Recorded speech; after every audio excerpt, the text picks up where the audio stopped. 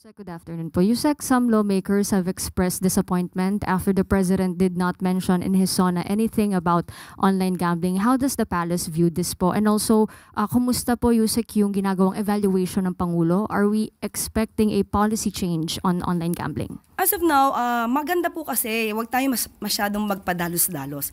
Minsan kasi nakikita natin ano ba yung sinisigaw ng taong bayan, pero yung iba, hindi pa po inaaral na mabuti kung ano ba yung magiging epekto nito sa bayan. Dapat muna po malaman natin saan ba nanggagaling yung kamalian. Doon ba sa license, online gambling app, o doon sa mga hindi lisensyado. So dapat malaman natin saan ba nagugumon ang ating mga kababayan sa sugal. Doon ba sa mga illegal na gambling app?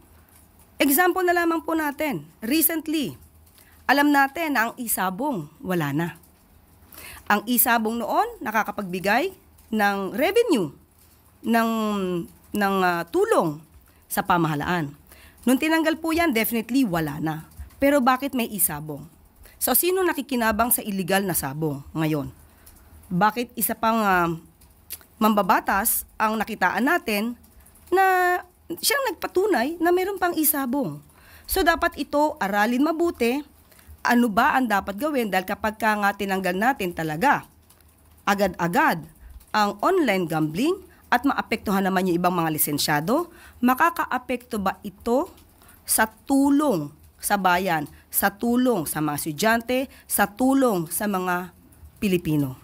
So hindi po pwedeng magpadalos-dalos ang Pangulo dito, dapat aralin po dahil sa totoo lamang po ang mga revenue po na ibinibigay ng lisensyado na online gambling ay nakakapagbigay talagang tulong sa mamamayan.